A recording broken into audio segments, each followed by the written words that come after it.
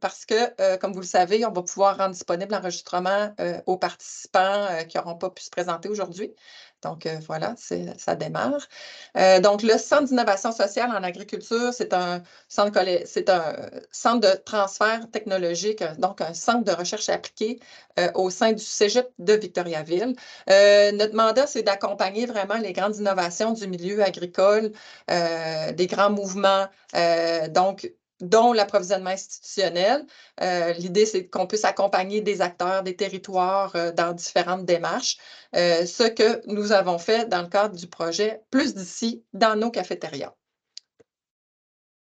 Donc, allons au plan de présentation. Bon, l'objectif aujourd'hui, c'est de vous partager la démarche territoriale concertée qui a été menée par le Centre d'innovation sociale en agriculture du Cégep de Victoriaville autour de l'approvisionnement institutionnel en aliments locaux, ici dans le cadre de la MRC d'Arthabasca.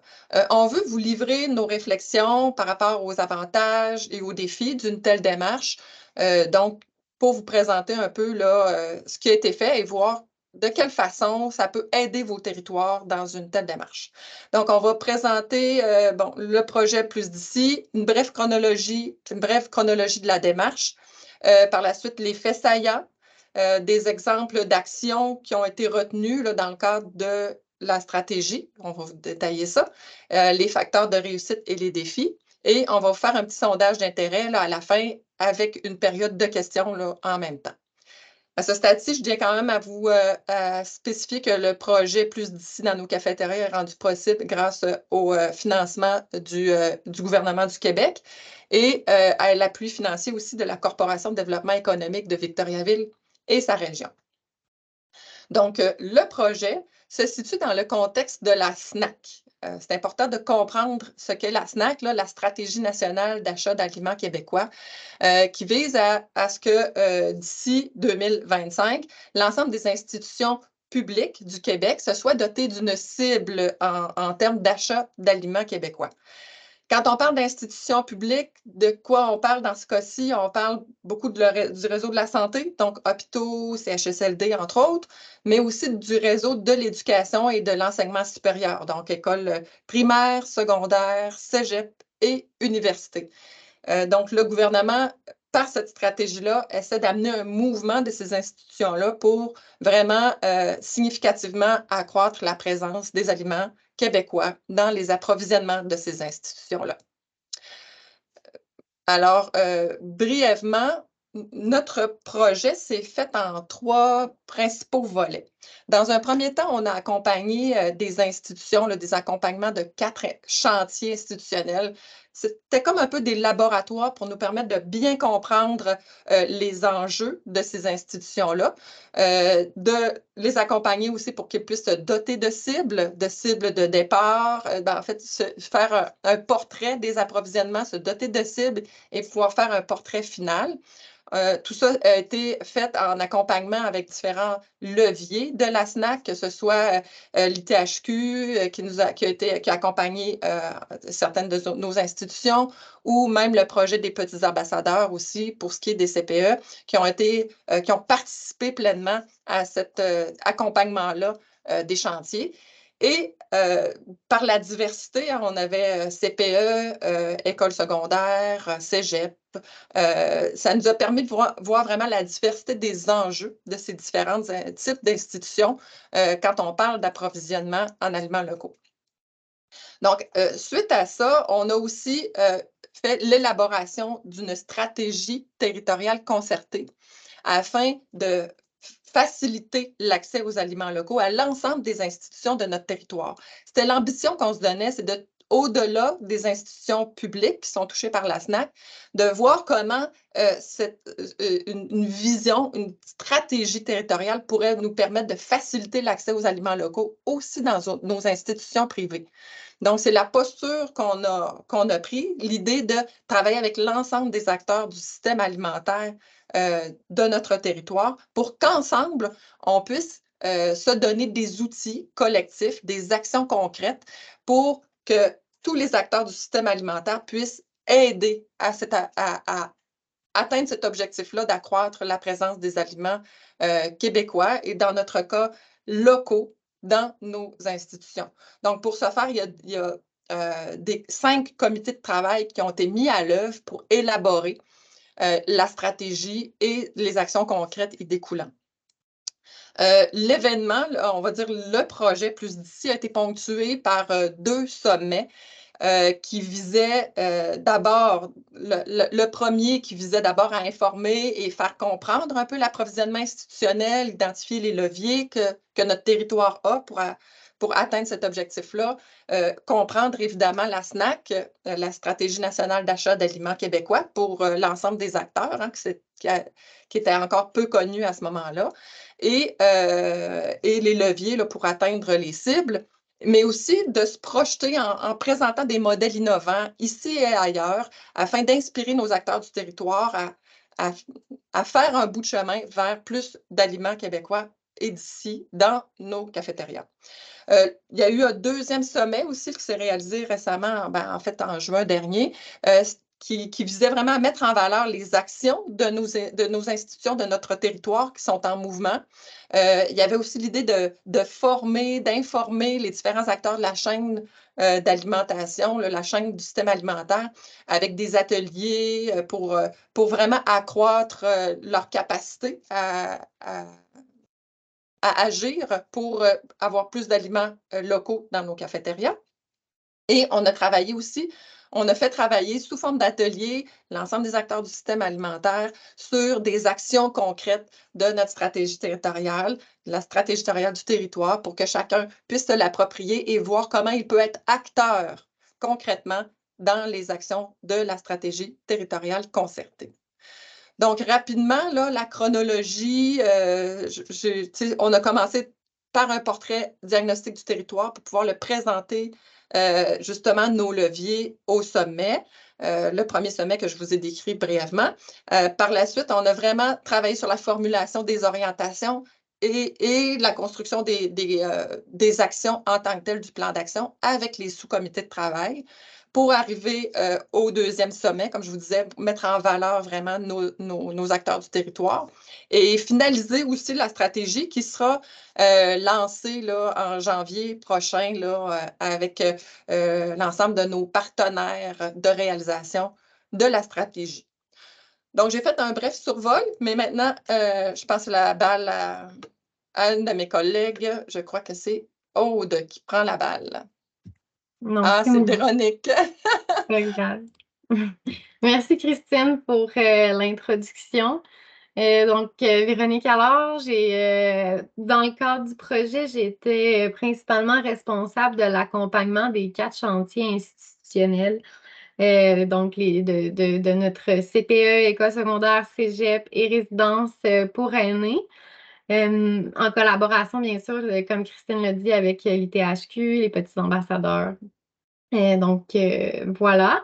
Quelques faits saillants, là, sans redire qu'est-ce que Christine a déjà dit, mais peut-être en mettant l'accent sur des moments ou des éléments qu'on considère plus charnières là, en lien avec le projet. C'est d'abord l'organisation des 2 sommets. Là, ça a été vraiment des moments hyper importants pour permettre aux acteurs du système alimentaire. Là, on l'a répété souvent, là, mais on parle autant des producteurs, des transformateurs que nos distributeurs régionaux. On avait également des représentants d'institutions, mais aussi des cuisinières qui travaillent dans les cuisines institutionnelles. Donc, c'était des moments pour eux de se rencontrer, ce qui arrive peu souvent dans le quotidien. Puis, le premier sommet a également, en plus d'introduire à la SNAC, il y a également, et au service d'accompagnement qui en découle, il a également permis de réfléchir, de commencer une réflexion collective sur des pistes d'action qui pourraient être intégrées à la stratégie pour lever là, les freins à l'approvisionnement institutionnel local sur le territoire de la MRC d'Arthabasca. Donc, ça a été le premier sommet. 2e sommet, encore une fois, la reconnaissance, puis pousser plus loin les actions. Donc, 2 moments très charnières à la démarche. Ensuite, la formation de 5 comités de travail intersectoriels, là, dont je vais parler plus en profondeur là, dans les prochaines diapositives là, qui ont permis de co-élaborer la stratégie territoriale pour la MRC d'Arthabasca. Donc, des comités qui ont été composés d'intervenants ciblés pour travailler sur une thématique X en raison de leur expertise ou de leur vécu. Ensuite, un autre fait saillant, mais c'est l'engagement qu'a permis le projet de 10 institutions supplémentaires.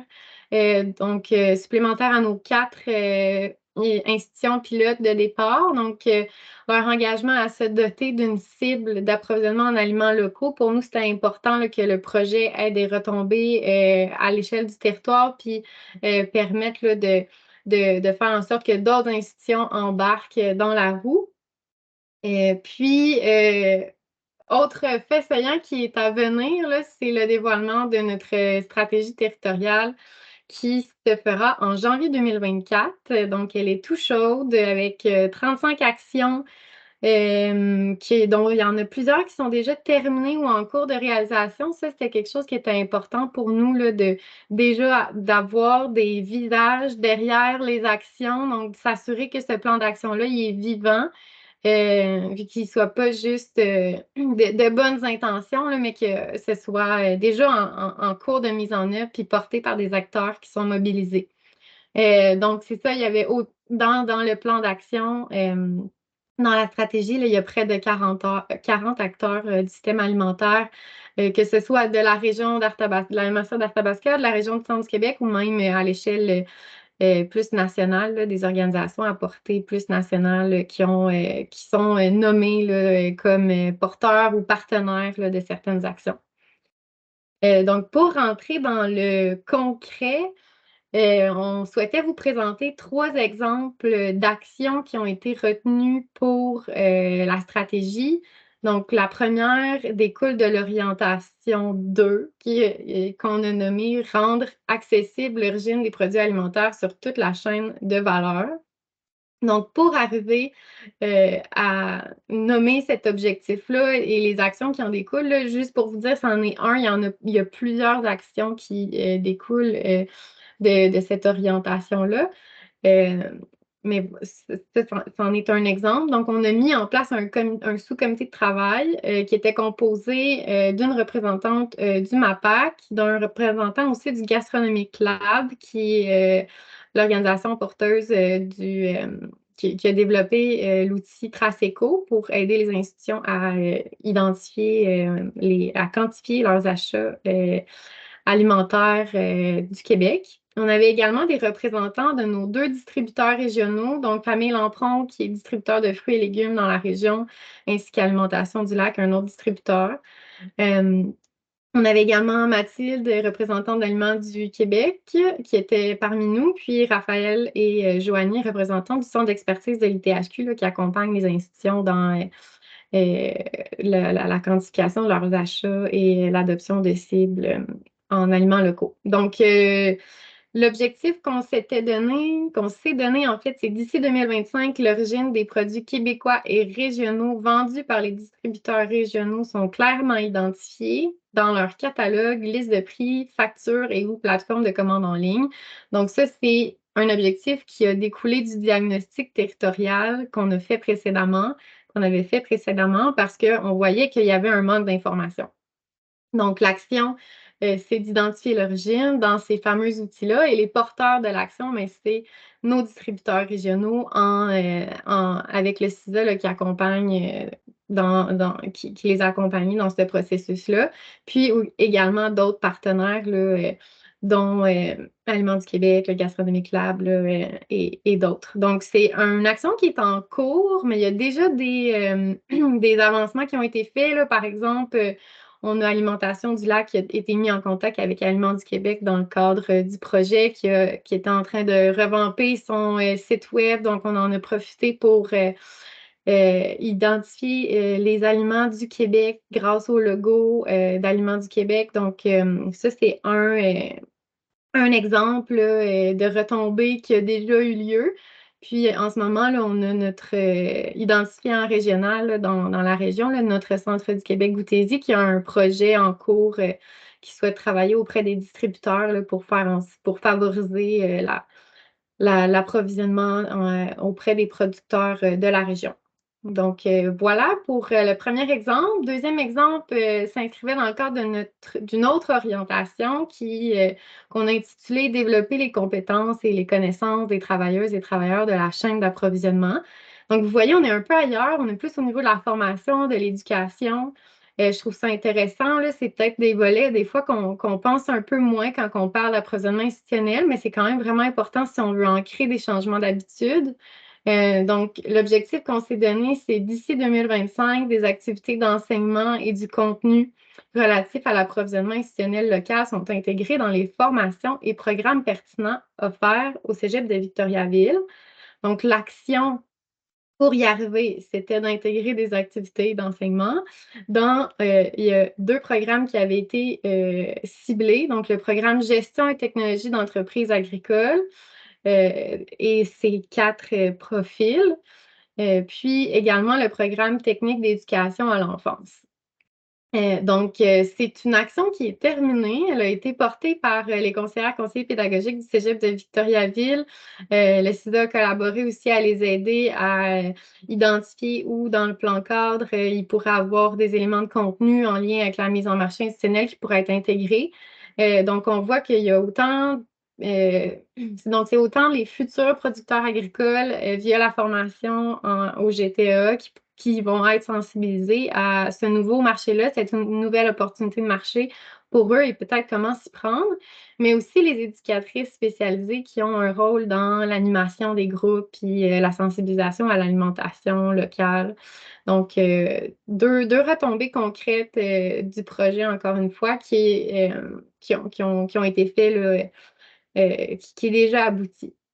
Donc, pour arriver à cette action-là, on avait encore une fois mis en place un sous-comité de travail, dont faisait partie un représentant du service d'aide aux entreprises du Centre du Québec, un représentant du collectif de formation agricole aussi du Centre du Québec, représentant de l'Institut national d'agriculture biologique du Cégep de Victoriaville, où est donné là, le programme GTA. Représentante aussi de la Corporation de développement économique de Victoriaville et sa région, qui est l'équivalent du CLD pour notre région, pour Arthabasca. Un représentant aussi du service de formation continue, le service aux entreprises du Cégep de Victo, puis une représentante de la TIR-SHV. Puis finalement, pour notre troisième exemple d'action, elle découlait de l'orientation davantage qui est libellé comme ça, consolider des chaînes logistiques intégrées, favorisant l'acheminement de produits locaux, frais, conditionnés et pré-transformés vers des secteurs institutionnels ciblés. Donc, on a vu l'importance là, au premier sommet de venir structurer une chaîne d'approvisionnement des besoins en aliments pré-transformés auprès des institutions, du pré-coupé, du lavé, déjà mélangé, des formats de légumes déjà mélangés. Donc, du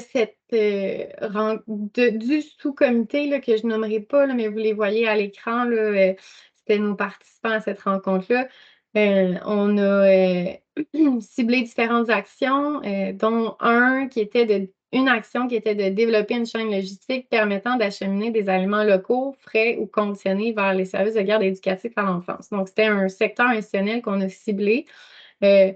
Membre de Pro-Enjeu. Pro-Enjeu, c'est un regroupement de CPE et de services de garde éducatifs et de garderies privées là, de la région de la MAC d'Arthabasca et de l'ERAM, qui étaient très mobilisés.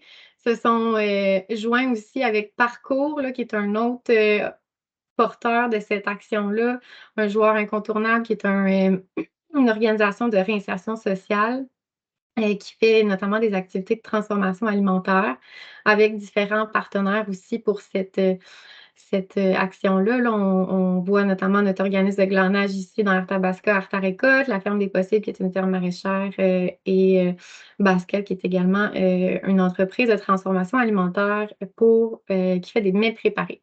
Donc, ils sont encore en cours, cette action-là est encore en cours, puis il y a une macédoine de légumes là, qui était en train d'être élaborée cet automne. Donc, c'est à suivre, mais on a des acteurs super motivés et en marche Donc, c'était tout pour moi. J'ai passé la parole à ma collègue Aude. Oui, merci Véronique. Juste vous dire que les actions sont super diversifiées, les actions de la stratégie touchent à plusieurs orientations. Là, il y en avait d'autres orientations. Il y avait 10 orientations dans cette stratégie-là, dont certaines qui touchaient plus la sensibilisation, d'autres qui touchaient plus le fait que les institutions se dotent de cibles sur leur territoire. Donc, c'était très diversifié comme action. Je vais vous parler un peu plus maintenant des facteurs de réussite pour une telle démarche territoriale. Le but du séminaire, rappelons-le, c'est de vous donner quelques pistes pour mener une démarche territoriale dans vos MRC ou régions dans lesquelles vous vous situez. Donc, un des premiers facteurs qui peut contribuer au succès d'une telle démarche chez vous, premièrement, c'est de cibler une échelle d'action adéquate, que ce soit à l'échelle de la MRC, à l'échelle de votre région ou encore une collaboration inter-MRC. C'est vraiment une des premières réflexions qui est importante d'avoir si vous voulez amorcer une démarche territoriale. Dans notre cas, le projet s'est réalisé à l'échelle de la MRC d'Arthabasca. Ça a été mentionné par mes collègues d'emblée. Euh, Dans notre cas, c'est vraiment, on a ciblé l'échelle de la MRC en raison de différents facteurs contextuels, notamment le fait que, bon, on n'avait pas nécessairement de table bioalimentaire à l'échelle régionale. Aussi, on avait déjà une MRC très dynamique côté agroalimentaire avec un bassin important de producteurs, transformateurs, distributeurs, un établissement de formation collégiale aussi qui était présent dans la MRC d'Arthabasca. Donc, de notre côté, ça s'est vraiment avéré être l'échelle qui nous semblait la plus pertinente pour mener notre projet. Il faut savoir aussi que dans une MRC comme la MRC d'Arthabasca, on compte à peu près 72 établissements qui offrent des services alimentaires. Donc, c'est déjà énorme de vouloir rejoindre 72 établissements publics et privés. Dans notre cas, il y avait 41 établissements privés, 31 publics, qui rejoignent un total de 17 000 usagers potentiels. Donc déjà, des fois, on peut penser que la MRC, c'est pas très grand, mais finalement, lorsqu'on regarde le bassin potentiel de mangeurs et mangeuses qui peuvent être rejoints par une telle démarche, ben, c'est quand même assez impressionnant. Toutefois, il faut savoir que si on a ciblé l'échelle de la MRC, dans les faits, évidemment, on visait les institutions de la MRC, mais dans les faits, on s'est plus intéressé aux producteurs, transformateurs du bassin alimentaire là, de la MRC. Donc, évidemment, on n'a pas adopté une approche rigide. Souvent, on s'est permis d'inviter toujours les producteurs, les transformateurs, distributeurs de la région aux événements qu'on organisait, là, notamment les sommets. Donc, l'échelle de la MRC, à notre avis, elle offre vraiment une proximité spatiale, relationnelle qui est facilitante pour mener une telle démarche, mais ce n'est pas une nécessité de travailler à l'échelle de la MRC. Ça dépend vraiment des territoires puis des dynamiques qui sont en place sur votre territoire. Un deuxième facteur de réussite, une deuxième question à se poser si vous voulez vous lancer dans une telle démarche, c'est des questions autour de la structure de gouvernance que vous souhaitez privilégier là, pour réaliser votre démarche. Nous, dans notre cas, on n'avait pas, je l'ai mentionné tout à l'heure, on n'avait pas de table bioalimentaire régionale à laquelle on pouvait s'attacher pour réaliser le projet. Il y avait une démarche SAD en cours, mais elle était à l'étape du diagnostic, donc pas de comité encore en place avec une structure. Ce qui fait que de notre côté, ben, on a plutôt créé un comité de gouvernance sur mesure pour le projet. Donc, un comité de pilotage vraiment multisectoriel avec une grande diversité d'acteurs. Je ne sais pas, Véronique, si tu peux montrer la diapositive suivante qui montre la composition de notre comité de gouvernance. Donc, des gens à la fois du développement économique, bon, le Cégep de Victoriaville qui était porteur, donc notre directeur général était là, des gens de la MRC, la TIR-SHV, une personne du CIUS également, une personne du MAPAC, l'ITHQ qui était représentée aussi, et le Gastronomique Lab. Donc, d'avoir une diversité d'acteurs avec aussi un soutien des organisations nationales comme l'ITHQ pour vraiment faciliter l'arrimage avec les projets en développement plus à l'échelle du Québec. Pour nous, ça a été vraiment facilitant également. Donc, on n'avait pas quand on a commencé le projet, on ne savait pas encore entre les mains de quelle organisation la stratégie qu'on développait tomberait.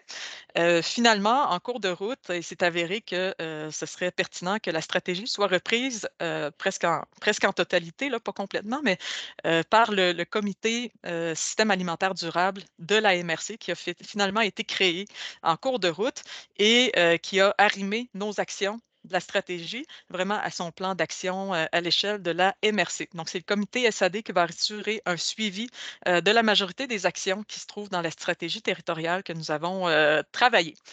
Mais le fait de prévoir d'emblée qui sera le porteur de la stratégie, c'est vraiment un facteur facilitant et à penser d'emblée si vous voulez commencer une telle démarche. Dans notre cas, ce n'était pas possible, mais ce serait vraiment quelque chose à prévoir. Tu peux revenir à la diapositive précédente. Troisième facteur de réussite, c'est d'adopter une vision système alimentaire durable. C'est quoi une vision système alimentaire durable? J'imagine plusieurs d'entre vous êtes déjà familiers et familières avec ce concept-là. Un système alimentaire durable, c'est un réseau de collaboration territoriale qui intègre la production, la transformation, la distribution, la consommation et la gestion des ressources des matières résiduelles dans le but d'accroître la santé environnementale, économique et sociale de la collectivité. Deux éléments sur lesquels je veux attirer votre attention dans cette définition-là. Premièrement, l'idée d'intégrer tous les acteurs de la chaîne d'approvisionnement alimentaire. Un de nos réflexes, lorsqu'on travaille l'approvisionnement institutionnel, c'est souvent de chercher à impliquer les acteurs institutionnels, évidemment, les services alimentaires et les producteurs transformateurs. Mais il y a d'autres acteurs importants, dans notre cas vraiment qui se sont révélés, comme très importants dans notre démarche, notamment des acteurs plus invisibles ou insoupçonnés, de l'approvisionnement institutionnel, notamment les distributeurs, qui n'ont pas vraiment nécessairement l'habitude de participer à des démarches territoriales, mais dans notre cas, la collaboration avec les distributeurs s'avère très, fructueuse, en termes de retombées. Également impliquer les mangeurs et mangeuses, super important, donc les associations, étudiantes, par exemple, les comités d'usagers, du CIUS, dans notre cas, ça a été des acteurs très dynamiques, très proactifs, ce comité des usagers, des organismes qui font du glanage, donc là, on est plus au niveau de la gestion, revalorisation des pertes dans les champs. Des acteurs aussi plus périphériques, comme les acteurs de la formation, des acteurs comme Investissement Québec aussi, donc des acteurs qui sont autour de la chaîne d'approvisionnement, mais qui peuvent avoir un bel impact là, sur certains enjeux rencontrés par les acteurs locaux. Deuxième élément sur lequel je veux attirer votre attention dans cette définition du système alimentaire durable, c'est l'importance du concept de développement durable, finalement. Dans la SNAC, l'accent est vraiment mis sur la provenance québécoise des aliments et moins sur l'aspect développement durable. Mais en adoptant une démarche territoriale, on a la possibilité, oui, de favoriser des aliments locaux, mais aussi de mener une réflexion collective par rapport à ce qu'on souhaite comme aliments locaux et d'aller plus loin en questionnant la durabilité des aliments, en favorisant, par exemple, une juste rémunération des producteurs, en ayant une faible empreinte écologique. Donc, tout ça peut être intégré comme réflexion aussi lorsqu'on adopte une démarche territoriale. Donc oui, on a mis le focus sur les produits locaux et notre définition d'un aliment local, c'était très similaire à celle d'aliments du Québec. Mais dans les échanges, naturellement, plusieurs acteurs en sont venus à prioriser ou à privilégier des aliments biologiques, par exemple, ou des petites entreprises locales, ou à vouloir lutter contre le gaspillage alimentaire. Je prends l'exemple des CPE, par exemple, de la MRC d'Arthabasca. Bien, eux, ils ont choisi de s'allier avec une ferme qui est une ferme maraîchère biologique bio-intensive sur petite surface. Donc, c'est un choix qui a été fait par eux. Ce n'est pas quelque chose qui a été imposé par le haut, par nous. C'est vraiment venu de leur volonté. Je prends l'exemple du CIUS qui tenait récemment une journée de dégustation. Le CIUS Mauricie Centre du Québec a organisé la semaine dernière une journée de dégustation pour découvrir des producteurs, des transformateurs locaux.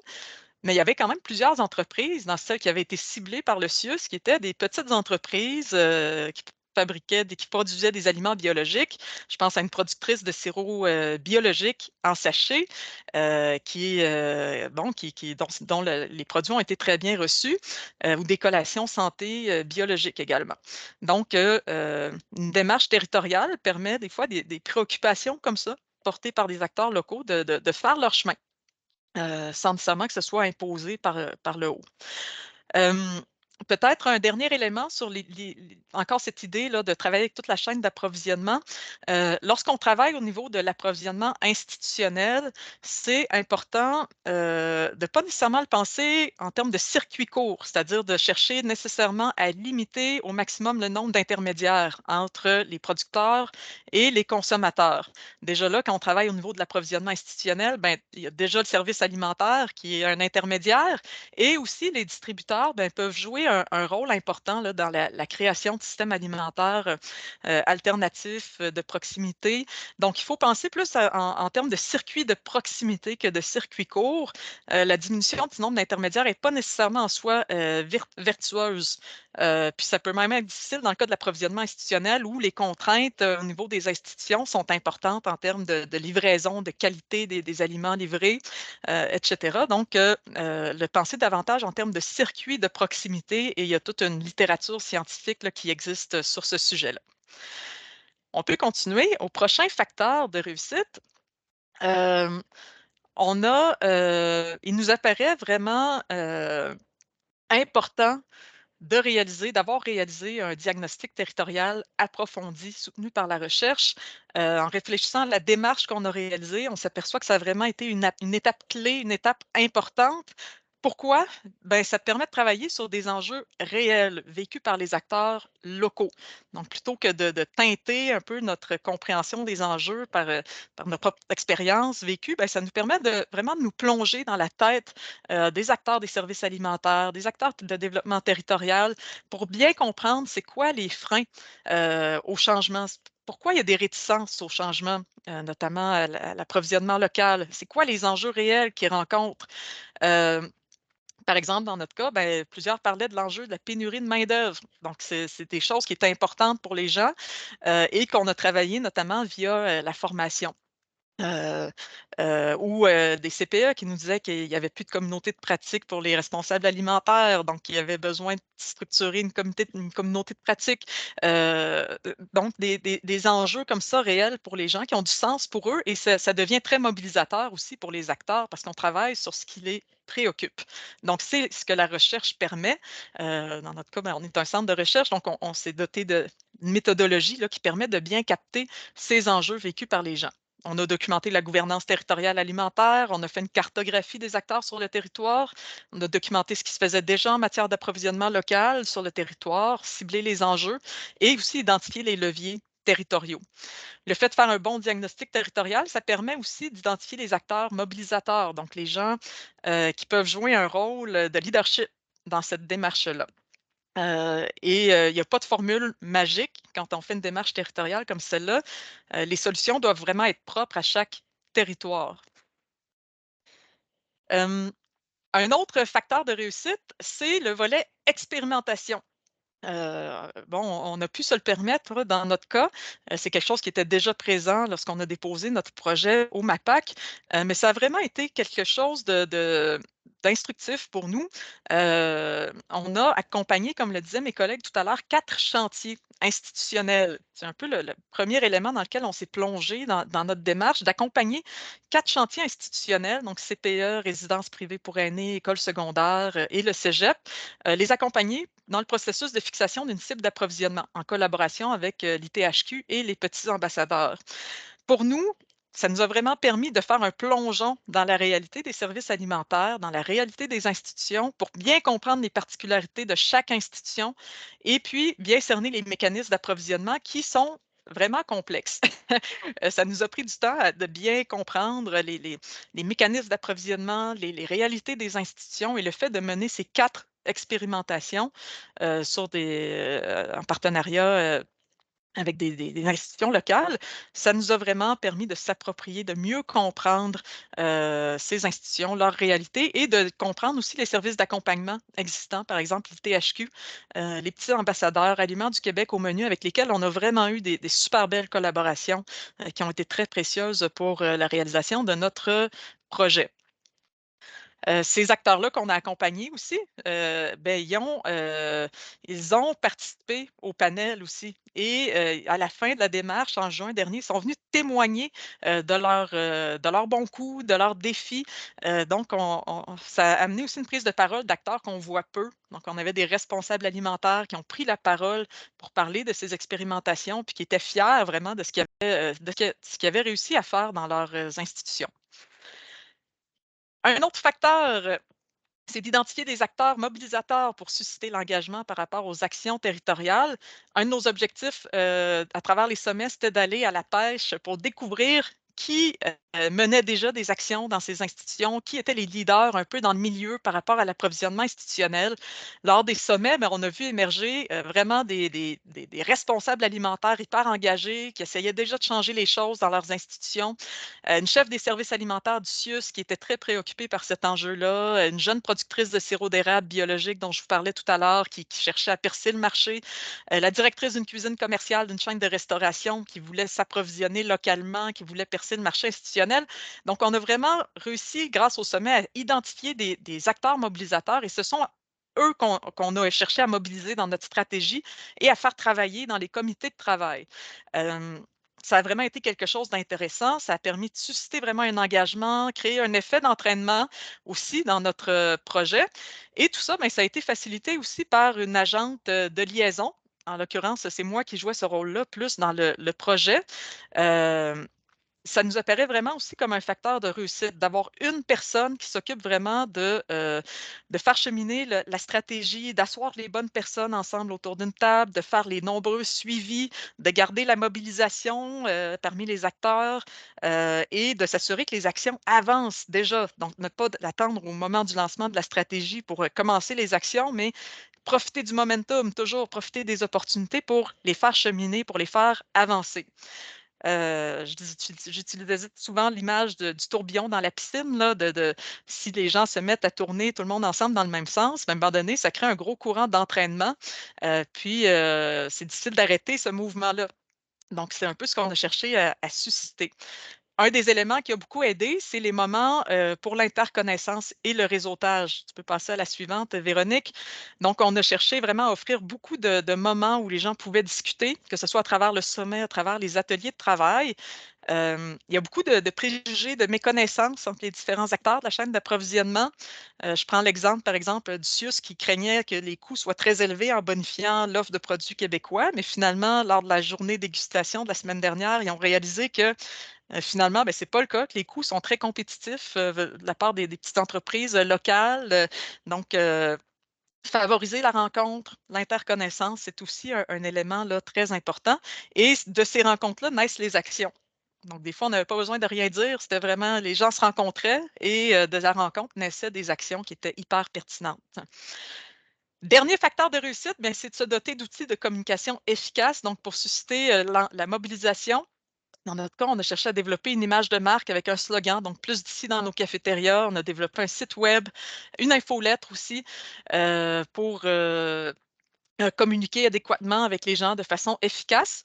Notre site web, ce qu'on souhaite faire avec ce site-là, vous pouvez aller le voir, là, c'est plusd'ici.ca. Vous pouvez aller le visiter pendant que je vous parle. On souhaite le convertir pour pouvoir faire des petits, pouvoir recueillir sur ce portail d'autres démarches territoriales plus d'ici. Christine pourra vous en glisser un petit mot dans quelques minutes. Mais l'outil resterait sous le giron CISA, mais pourrait être mis à la disposition de territoires qui souhaiteraient amorcer une démarche territoriale en approvisionnement institutionnel. Sur le site, il y a plein d'informations sur l'approvisionnement institutionnel. Il y a déjà tout le canevas est monté là, pour accueillir d'autres territoires qui souhaiteraient amorcer une telle démarche. On vous en glissera un mot dans quelques instants. Finalement, pour faire bref, pour terminer, je voulais vous parler de quelques défis qui vous attendent si vous vous lancez dans une telle démarche. Premièrement, il y a une grande diversité d'institutions et je vous le disais tout à l'heure, il y a une complexité au niveau des mécanismes d'approvisionnement dans l'institutionnel. Tout ça, ça devient peu à peu digeste, mais quand on se lance dans le sujet, c'est quand même un sujet qui est complexe. Aussi, c'est important de prendre les gens où ils sont. Les institutions ne sont pas toutes au même endroit. Les modes de gestion de services alimentaires sont très variables et ça influence beaucoup la capacité d'action des institutions. Par exemple, faire entrer des légumes bio produits au cégep dans le service alimentaire du collège, même s'il y a une proximité, c'est tout un défi. Deuxième élément, des fois, ça peut être difficile de prioriser l'approvisionnement en aliments locaux par rapport aux autres urgences à régler du côté des institutions, par exemple au niveau du centre de services scolaires. Ils sont toujours dans plein d'urgences à régler. Donc, faire monter le sujet de l'approvisionnement en aliments locaux dans l'échelle des priorités, c'est un bon défi. Et finalement, la face cachée des aliments locaux, bien, l'alimentation locale, c'est pas toujours rose, donc c'est important de garder un regard critique par rapport aux aliments locaux également. Par exemple, les chips, boissons gazeuses, ben, ça peut être québécois. Les sushis yuzu, ben, c'est un produit local, mais c'est pas nécessairement fait à partir de produits québécois. Par rapport aux conditions de travail, l'environnement, la santé qui se cachent derrière les aliments locaux. Donc, garder un regard critique par rapport à cela. Je passerai la parole maintenant à ma collègue Christine qui va venir clore la présentation. Merci Aude et Véronique. Je pense qu'ils ont fait une belle démonstration de la démarche, du projet et du potentiel que ça a pour d'autres territoires. Moi, je résume un peu, là, c'est quoi la valeur ajoutée d'avoir une approche territoriale? Ben, je commencerai par l'idée d'ancrage. Hein. On s'ancre dans le milieu, donc les acteurs du système alimentaire. On a vraiment vu le sentiment d'appartenance au milieu, une forme de chauvinisme sain, c'est-à-dire l'idée de vouloir encourager nos acteurs d'ici, de montrer qu'on est capable de se démarquer aussi en termes de territoire. Ça, c'est quelque chose de vraiment super intéressant qui s'est ressenti à travers le projet. Mais là-dedans, j'ajouterais l'idée du visage plus humain. Hein. Les gens voient l'approvisionnement institutionnel comme quelque chose de très technique, obscur, un peu difficile à comprendre, mais en côtoyant les acteurs, en rencontrant des représentants d'institutions, il y a beaucoup, on met des visages derrière l'approvisionnement institutionnel et on fait tomber des barrières pour créer vraiment des relations humaines à travers un marché potentiel pour certains acteurs et de pouvoir ensemble trouver des solutions. Ça, c'est vraiment le côté humain là, est très, très fort. Les gens étaient heureux de se rencontrer, demandaient des lieux et des moments de rencontrer d'autres acteurs d'interconnaissance. Ce qu'on a remarqué aussi, là, c'est au niveau de la valorisation de l'acte culinaire qui permet de reconnaître les saveurs locales, les acteurs locaux et de valoriser le rôle et la compétence des équipes en cuisine. Et même pour certains, de leur redonner le goût au métier parce qu'ils sont vraiment là pour venir valoriser des produits d'exception, des produits qui ont un parcours, qui ont une histoire. On a aussi l'idée de maximiser les retombées locales et de façon pérenne. Oui, pour la communauté, mais entre autres pour l'offre, donc les producteurs, les transformateurs. C'est-à-dire, c'est oui, percer le marché institutionnel, mais souvent, il y avait d'autres impacts collatéraux, donc développer des nouvelles collaborations avec des acteurs qui étaient jusqu'à ce jour insoupçonnés. Hein. On a vu des collaborations entre des CPE, des plateaux de réinsertion socio-professionnelle, des entreprises, de grosses entreprises de transformation alimentaire, tous ces gens-là qui s'allient pour des projets institutionnels, mais qui essaient de combler d'autres besoins entre eux aussi, développer des complicités et des opportunités entre les acteurs du système alimentaire. On a vraiment vu des choses fleurir de toute beauté. Après ça, je finirai en disant une alimentation, favoriser l'alimentation locale, durable, c'est-à-dire qui alimente nos gens d'ici, mais par les gens d'ici et avec les aliments d'ici. C'est pas pour rien qu'on a appelé le projet Plus d'ici dans nos cafétérias. C'est l'idée comment on est vraiment très local. On essaie de valoriser nos expertises, nos saveurs, nos leviers locaux. Donc, voilà pour le projet. Là, c'est le temps, ceux qui n'ont pas commencé les questions, commencez à mettre des questions dans le Q&R si vous voulez plus d'informations. Ce que je dirais, bon, nous, le projet a été réalisé sur une période d'à peu près 2 ans, mais comme vous voyez, on a parcouru tout le parcours du début à la fin, essayer de comprendre la SNAC, comprendre les approvisionnements institutionnels. Il y a différents moyens de faire une démarche territoriale, peut-être plus personnalisée pour certains territoires. Donc, nous, ce qu'on veut, c'est mettre à profit l'expertise qui a été développée au sein de ce projet-là, parce qu'en tant que Centre collégial de transfert technologique, nous avons un mandat de transfert des connaissances et on voudrait pouvoir mettre en valeur ces connaissances-là acquises peut-être pour d'autres territoires. C'est pour ça que ma collègue Christine Vigneault-Gingras va mettre dans le clavardage le sondage qui est à la fois d'appréciation du webinaire, voir si vous auriez aimé qu'on approfondisse plus certains aspects. On est limité par le temps, mais peut-être qu'on pourrait bonifier pour éventuellement peut-être un deuxième webinaire. Mais aussi voir est-ce que vous sentez des besoins et des intérêts d'être accompagné par l'équipe du CISA pour déployer une démarche d'approvisionnement institutionnel sur votre territoire dans une vision de concertation des acteurs du système alimentaire durable. Donc, vous êtes invité à compléter le petit sondage et si vous avez des questions, de les déposer dans le Q&R. Donc, pour l'instant, je vois une question. Avez-vous des recommandations d'outils pour faciliter la gestion et le suivi de l'ensemble des achats alimentaires? Véronique, est-ce que tu peux présenter peut-être Traseco brièvement? Oui, en fait, Traseco, c'est une application web qui a été développée par le Gastronomic Lab, là, qui est un centre de recherche porté par l'ITHQ, mais aussi l'Université Laval. C'est tout nouveau. Là. Je sais qu'ils sont encore en phase de rodage, là, si je peux dire, entre guillemets. L'objectif de cet outil-là, là, c'est que les institutions puissent se créer des comptes et que leur compte d'achat chez les grands distributeurs là, comme Gordon collabore soit reliés à la plateforme, donc ils puissent voir les achats qu'ils font chez Gordon et que la part d'achat québécois se calcule automatiquement parce que dans le fond, Traseco, c'est aussi une base de données dans laquelle il y a plein de produits, plein de codes avec l'identification de la provenance de chacun d'eux pour arriver finalement à un calcul.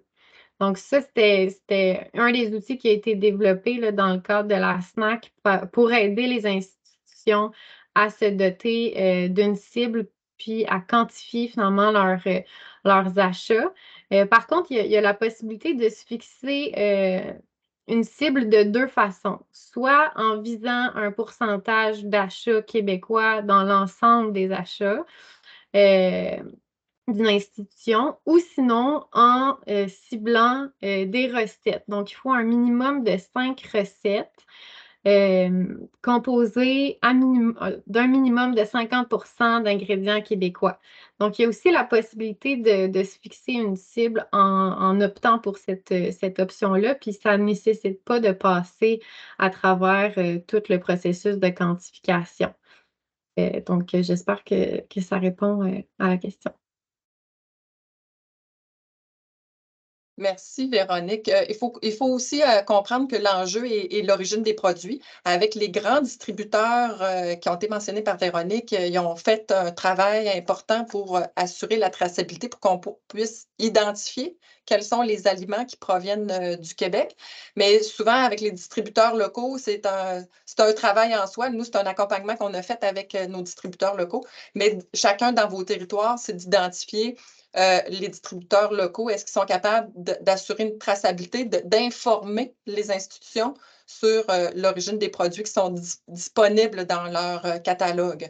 Ça reste quand même un enjeu important. Voilà, merci Véronique. Je ne vois pas d'autres questions dans la section Q&R. Je peux peut-être laisser juste quelques secondes si quelqu'un se repentit et que veut nous poser une question. Sinon, ben, je tiens à vous remercier de votre présence et à confirmer là, que dans tous les cas, le lien vers le webinaire va être rendu disponible à tous les gens qui s'étaient inscrits, pour ceux qui n'ont pas pu se présenter ou qui sont arrivés en retard ce midi. On tient à vous remercier. L'équipe du CISA reste disponible pour répondre à vos questions. Ça nous fera grandement plaisir. Au plaisir de vous rencontrer, peut-être, qui sait, et en vous souhaitant surtout que vous puissiez faire une démarche qui vous est propre sur votre territoire et ainsi vraiment aider l'ensemble des institutions de votre territoire là, à s'approvisionner en aliments locaux et ainsi avoir un impact sur l'ensemble de vos acteurs du système alimentaire. Merci beaucoup de votre écoute.